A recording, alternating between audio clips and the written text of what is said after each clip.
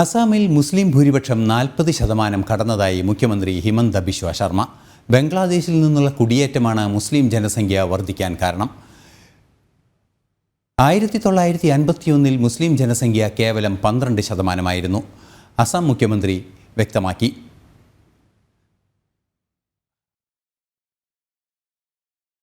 ബംഗ്ലാദേശിൽ നിന്നുള്ള അനധികൃത കുടിയേറ്റം അസാമിലെ സാമൂഹിക സാഹചര്യം അപകടത്തിലാക്കുന്നുവെന്ന് മുഖ്യമന്ത്രി ഹിമന്ത ബിശ്വ ശർമ്മ.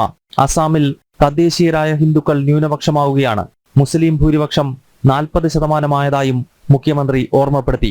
952 മുസ്ലിം ഭൂരിപക്ഷം കേവലം 12%. അനധികൃത കുടിയേറ്റം മൂലമാണ് മുസ്ലിം ജനസംഖ്യ ഈ രീതിയിൽ ഉയരുന്നതെന്നും ഹിമന്ത ബിശ്വ ശർമ്മ വിശദീകരിച്ചു. मेरे लिए, मैं असम से आया हूँ, ये मेरे लिए बहुत बड़ा मुद्दा है. इसलिए मैं असम में, बंगाल में हर दिन मेरा असम में मुस्लिम पॉपुलेशन 40% हो चुका है. 1951 में 12%. आज असम में मुस्लिम पॉपुलेशन 40%. हम जिला की जिला खो चुका है. तो मेरे लिए ये मुद्दा पॉलिटिकल नहीं है, मेरे लिए ये जीना और मरने का मुद्दा है. इसलिए मैंने उसका साथ ही हर दिन संघर्ष करता हूँ. ജനസംഖ്യാ ഘടനയിൽ വരുന്ന മാറ്റം വലിയ സാമൂഹിക പ്രശ്നങ്ങൾക്ക് വഴിവെക്കും. അസാമിൽ നടക്കുന്ന കുറ്റകൃത്യങ്ങൾക്ക് പിന്നിൽ ബംഗ്ലാദേശികളാണ്. ഇത്തരക്കാർ എല്ലാ തെരഞ്ഞെടുപ്പിലും കോൺഗ്രസിനെയാണ് പിന്തുണയ്ക്കുന്നതെന്നും അസാം മുഖ്യമന്ത്രി റാഞ്ചിയിൽ വാർത്താ സമ്മേളനത്തിൽ വ്യക്തമാക്കി. ജനം, ഡൽഹി.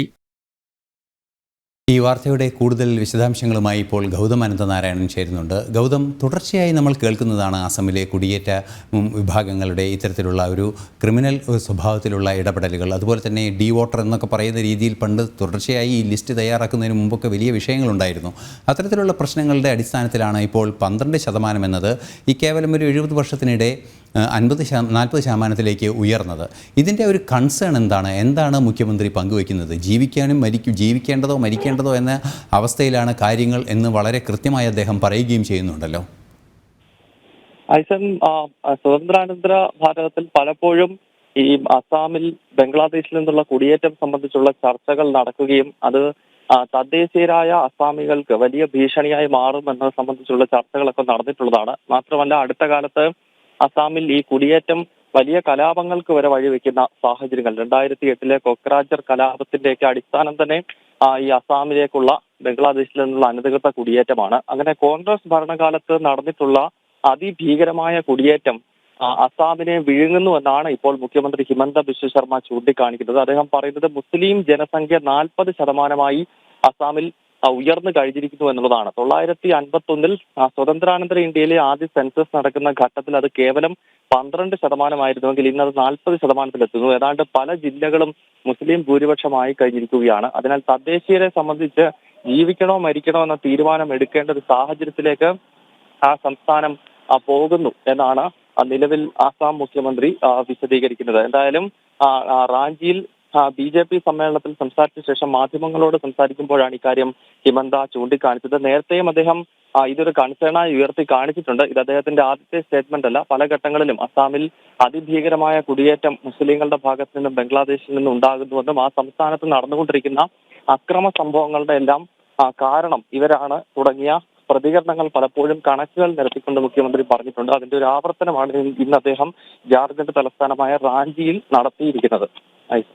തീർച്ചയായും ഗൗതം, മറ്റൊരു പ്രധാന വിഷയം കൂടി ഇതോടൊപ്പം ഓർമ്മ വരുന്നത്, അമിത്ഷാ തന്നെ ഒരിക്കൽ ഒരു അഭിമുഖത്തിലെല്ലാം വളരെ കൃത്യമായി പറയുകയുണ്ടായി. അതായത് ഇത്തരത്തിലുള്ള കൺവെർഷൻസ് നടക്കുന്നു, അതായത് മതപരിവർത്തനം വ്യാപകമായി പലയിടങ്ങളിലും നടക്കുന്നു. അത്തരത്തിലുള്ളൊരു സൂചന കൂടിയല്ലേ? അതായത് ഒരു നിർബന്ധിതമായൊരു മതപരിവർത്തനത്തിൻ്റെ സാധ്യത കൂടി ഇതിൽ വായിച്ചെടുക്കാൻ സാധിക്കില്ലേ?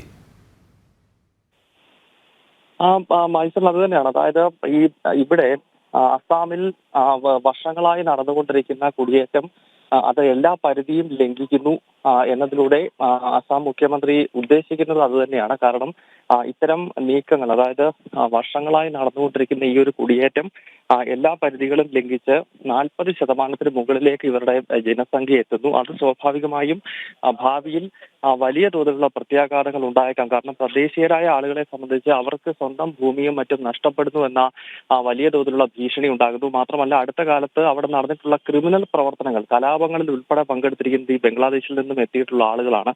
അതിനാൽ അത്തരം സംഭവങ്ങൾ ഇനിയും ആവർത്തിക്കാൻ സാധ്യതയുണ്ട്. അതിനാൽ കനത്ത ജാഗ്രത വേണമെന്നും ഈ കുടിയേറ്റത്തിനെതിരെ കടുത്ത നടപടി ഉണ്ടായില്ലെങ്കിൽ അസം കൈവിട്ടു പോകുമെന്ന സന്ദേശമാണ് ഇന്നിപ്പോൾ മുഖ്യമന്ത്രി നൽകിയത്. തീർച്ചയായും ഗൗതം, ഇതിൽ നിന്നും മറ്റൊരു പ്രധാന വിഷയം കൂടി അദ്ദേഹം വളരെ കൃത്യമായത് പറയുകയും ചെയ്യുമ്പോൾ നമുക്ക് മനസ്സിലാക്കേണ്ടത് നടപടികളിലേക്ക് കാര്യങ്ങൾ നീങ്ങുന്നു എന്ന് തന്നെയല്ലേ. എന്തെങ്കിലും ഒരു നടപടികൾ ഉണ്ടാകാനുള്ള സാധ്യത, അങ്ങനെയാണെങ്കിൽ ഏത് തരത്തിലുള്ള ഒരു നീക്കം, അതായത് മുസ്ലിം ജനസംഖ്യ വർദ്ധിക്കുന്നതിനെ കുറയ്ക്കുക എന്നതല്ല, ഇത്തരത്തിലുള്ള അക്രമങ്ങൾ പ്രതിരോധിക്കുന്നതിനും അതുപോലെ തന്നെ നിർബന്ധിതമായ ഈ മതപരിവർത്തനം തടയുന്നതിനുമുള്ള കാര്യങ്ങൾ ഉണ്ടാകുമെന്ന് തന്നെയല്ലേ പ്രതീക്ഷിക്കേണ്ടത്?